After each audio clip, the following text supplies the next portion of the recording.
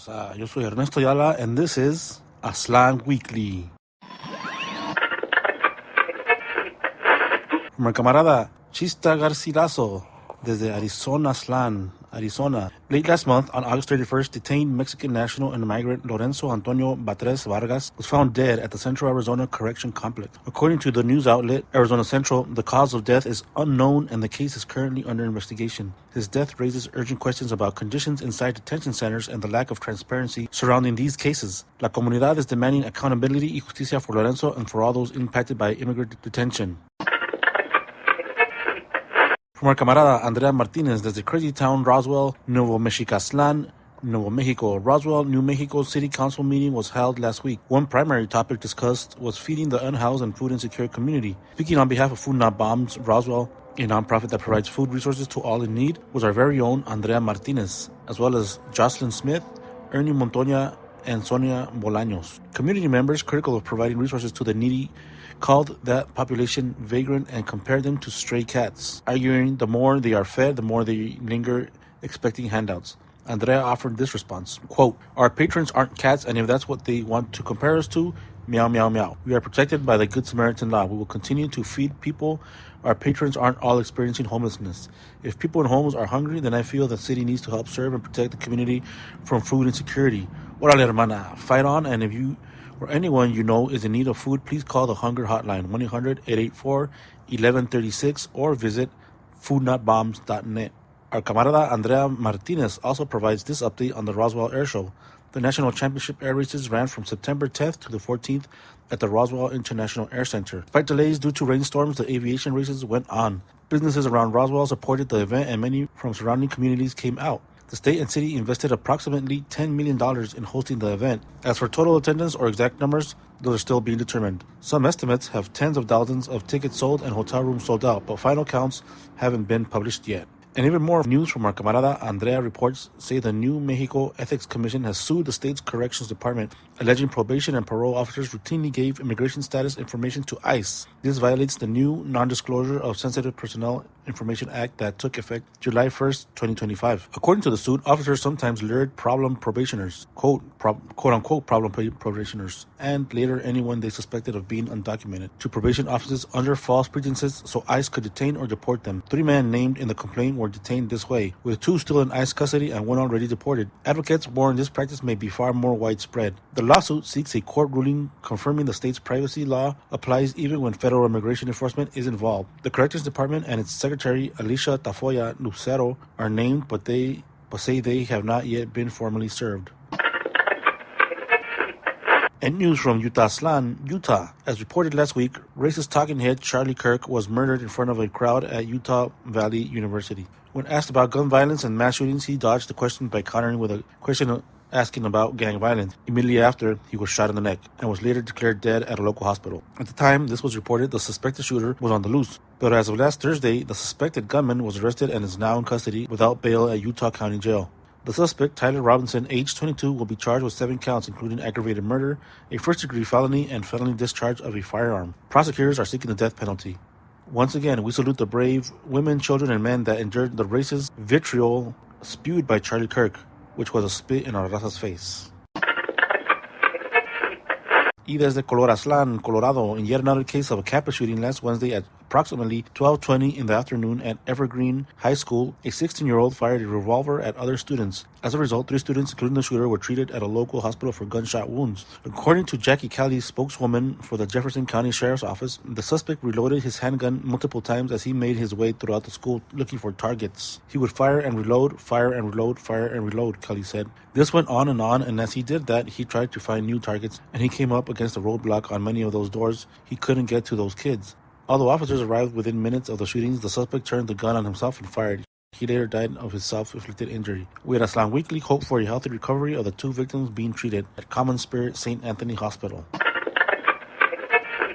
Now, noticias desde Nevada-Aztlán, Nevada. According to the news outlet Nevada NPR, the Center for Disease Control has released data indicating between 2024 and 2025, Nevada's drug overdose death toll rose to 1,600 people, an 8% spike. This comes as most other U.S. states saw a sharp decline in overdose fatalities by an average decrease of 25%. The leading drug culprit, fentanyl. Although the state of Nevada suffered a spike in overdose-related deaths, 93% of them between 2020 and 2023 were due to fentanyl. According to Sean O'Donnell of the Foundation for Recovery, contributing factors to drug use include having purpose of work, having an income, having a roof over your head. When those things are jeopardized, then we also see an increase in substance abuse. Y noticias desde Houston, Tejaslan, Texas. Video of an elderly man violently robbed late last month was recently released by the Houston Police Department. 74-year-old Juan Armendariz was walking with the aid of his stroller to a local market when he was suddenly approached by a man demanding money. When the elderly man refused, the robber forcefully took whatever money Juan had. In the process, Juan lost balance and fell to the ground and was later hospitalized for his injuries. Video of the crime shows a man appearing to be a young African-American approached the victim, grabbed the money, and then casually walk away as Juan and his stroller crashed to the ground. Houston police have asked for the community's help in identifying the perpetrator. And more Tejano news desde San Antonio.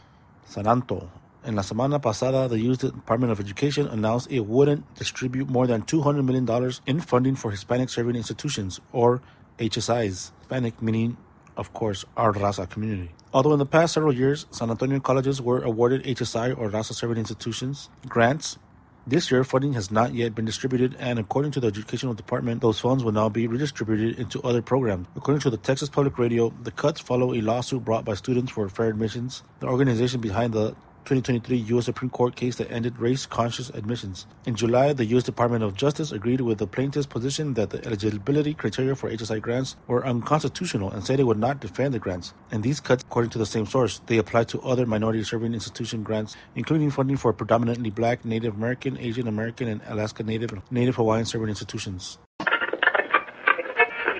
And news from San Fer, Califas. The San Fernando Valley, California, according to a recent San Fernando Valley Sun or El Sol news article, last Tuesday, September 9th, just one day after the U.S. Supreme Court ruled to lift the federal court order requiring Migra agents to have, quote-unquote, reasonable suspicion to make arrests, ICE agents descended onto El Valle in 3 reported locations at the Valley Car Wash located in Manais, where witnesses reported an ICE raid and 5 men were kidnapped. Witnesses state the agents did not identify themselves and did not provide any warrants. Just minutes away from the car wash raid, La Migra, in unmarked vehicles, pursued a car into the parking lot of Mariscos Corona, Mexican restaurant. Witnesses report La Migra surrounded the car, smashed the car's windows, dragged 2 men out, and kidnapped them. El Sol also reports that the Home Depot in the city of Silmar was also targeted, with ICE kidnapping at least 2 more men. Again, this happened only one day after the court ruling essentially granted La Migra the right to racially profile people in order to make their kidnappings easier. Que gacho.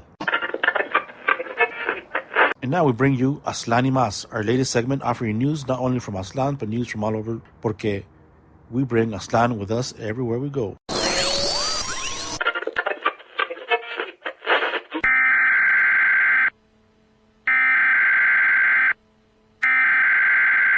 We interrupt this program for a special news bulletin. This is Adán Bernal Sanchez with Aztlán y Más. We begin in New Mexico. The Daily Lobo reports that a lawsuit has been filed challenging federal funding for Hispanic-serving institutions. Plaintiffs argue that HSI grants give unfair advantages to certain universities while leaving others out that also serve Latino students. Advocates warn the outcome could reshape how higher education supports our community across the country. Meanwhile, in San Jose Inside notes the school board has voted to demolish the burned-out MACSA Youth Center. As Dr. Jonathan Gomez once paraphrased, when we lose spaces like these, we lose more than a building. We lose part of the social fabric that helped young people find identity, support, and belonging. Back in New Mexico, UNM Newsroom highlights professors at the University of New Mexico who have launched an exhibition dedicated to the first ever scholarship of local Chicano artists. This marks a powerful step towards honoring the creativity and history of the people who build these communities. In Denver, Denverite reports that MSU Denver's mariachi program is thriving. Students say the music connects them to tradition while building pride and cultural continuity on campus. A reminder that cultural survival is as important as classroom success. On a broader level, Fight Back News reminds us that students return to school this fall. Study must go hand in hand with struggle. Organizers are calling for young people to not only learn in the classroom, but also organize in their communities.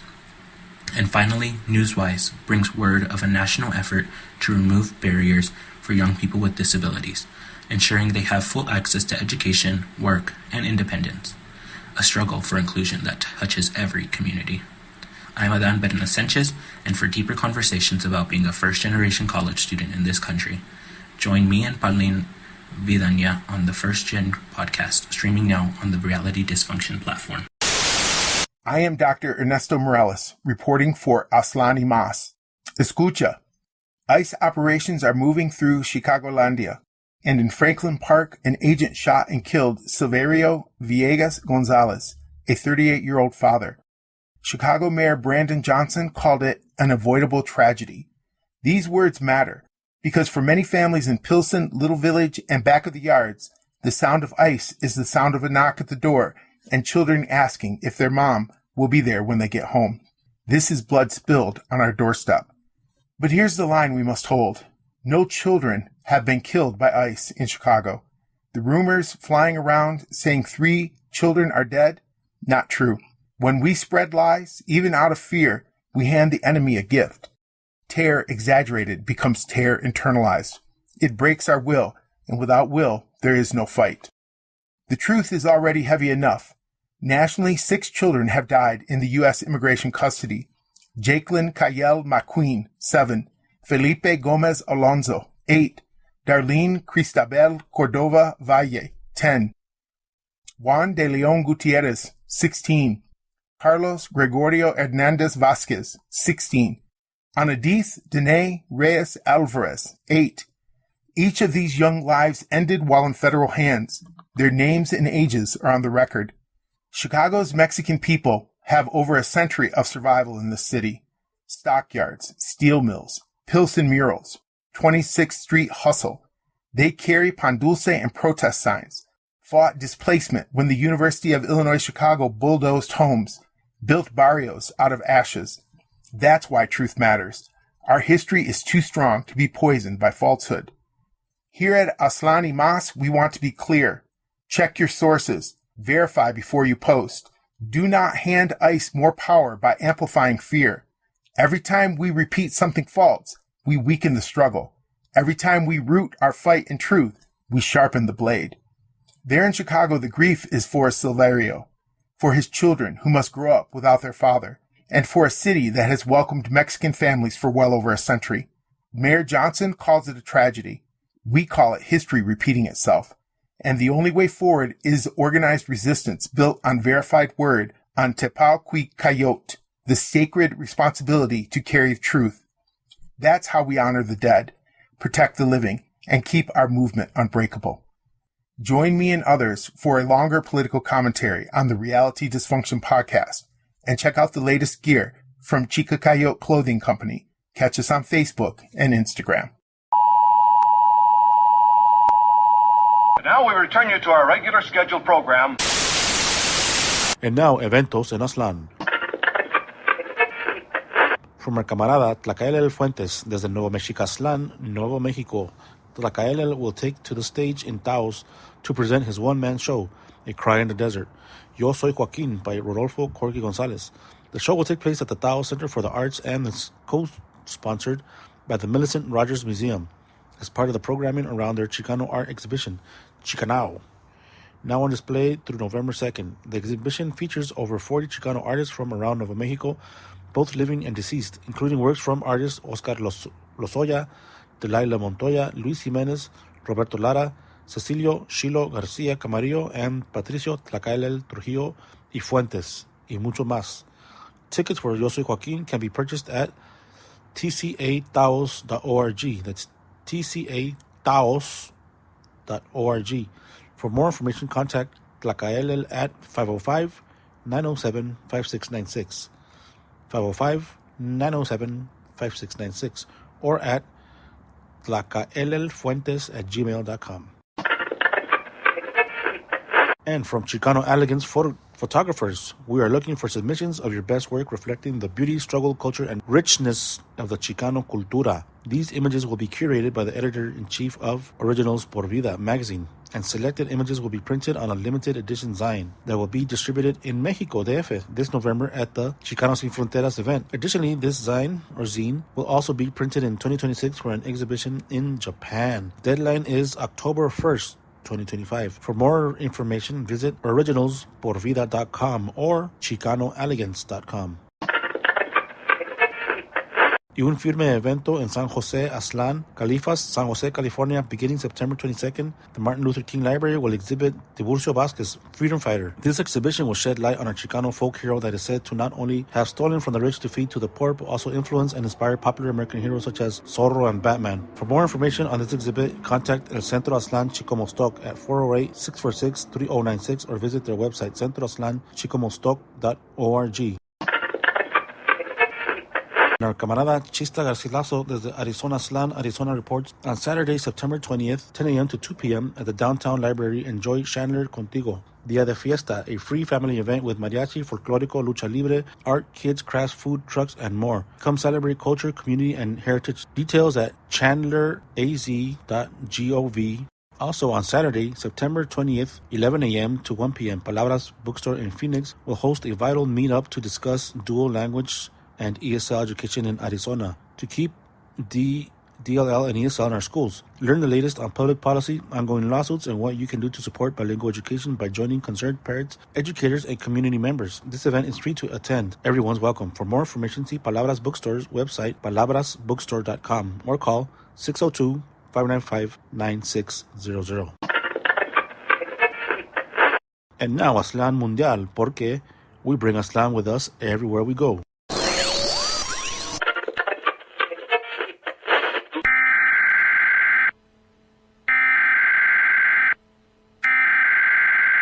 We interrupt this program for a special news bulletin. I'm Scott Russell Duncan, Chicano writer and editor with the widest name.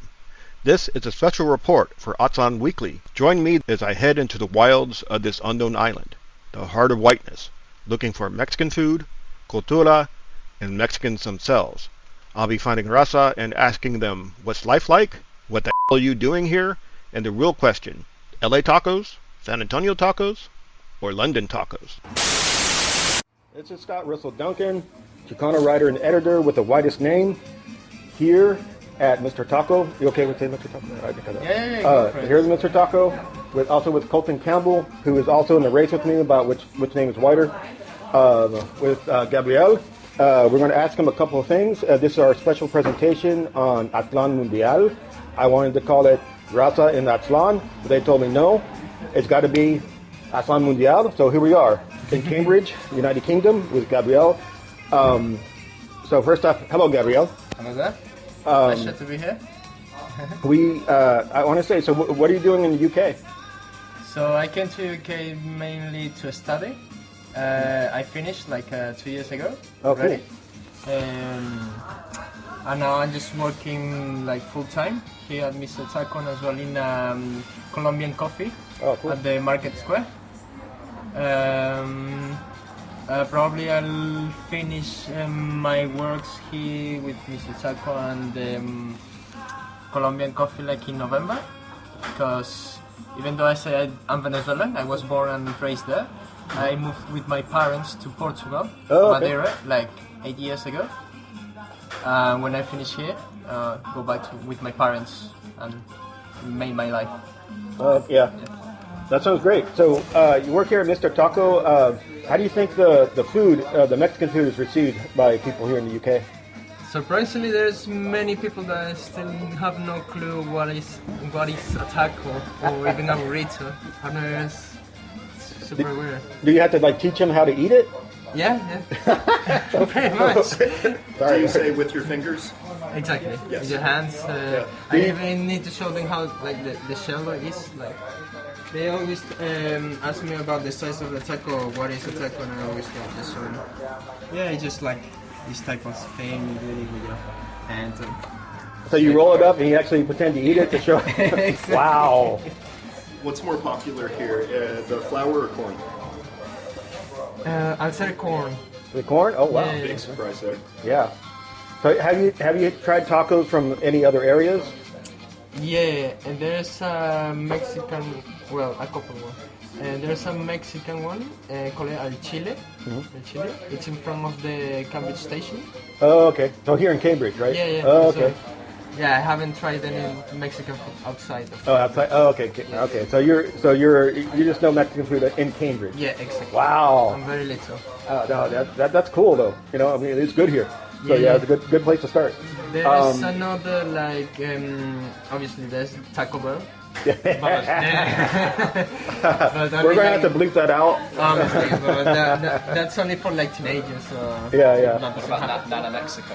Yeah, as well. Yeah, people that doesn't have so much knowledge about Mexican food or Hispanic culture. So, have you ever heard of the word Chicano before? Yes. Oh, you have. What do you think about Chicanos? You can say what you think. We won't be mad. So I have only heard about the meaning and people online, like in social media. I haven't met many people, like Mexicanos, here. Nice to meet you. Nice to meet you. Yeah, pleasure. Yeah, as well. Just actually, one of the first Mexicans I met was Ozzy, my boss. And then he just presented me another Mexican people. That's cool. So it's great that you know about us. At least you know that's a start. Let's say anything you would like to say to the people, the Chicano people in the U.S. Or in Aztlan, I should say. They'll get mad if I don't say Aztlan. In Aztlan. I have no clue about that language. Oh, okay. That's what we call the Southwest. You know, like where we live. Anything you want to say to everybody there in LA and different parts of the country? Well, just work hard, live your life, And come visit. come to visit Mr. Taco if you're in Cambridge as well. All right. Thanks for the ad. Yeah, it's great talking to you, Gabrielle, and yeah, it's been a pleasure. And thanks to Colton as well. Yeah, it's great meeting you. And this has been Scott and Colton and Gabrielle. We will see you next time. Now we return you to our regular scheduled program. And now shout-outs. Once again, our camarada Veronica Aliel would like to give a special shout-out to all Raza who are in any way contributing to building locally in their communities, and an invite to join the Partido to build national political power. If interested, visit razaunidaparty.org. That is razaunidaparty.org. And finally, Aztlan Weekly would like to hear from you, Raza. If you reside anywhere in Aztlan and would like to share newsworthy events with us, or if you would like to make a special shout out to family, friends, y o queridos, cáiganle. Shoot us an email at news@aztlanweekly.com, or you can visit our website at aztlanweekly.com, and you can also find us on social media. Search #AztlanWeekly. Gracias, que viva la raza y que viva Aztlan libre. Es todo.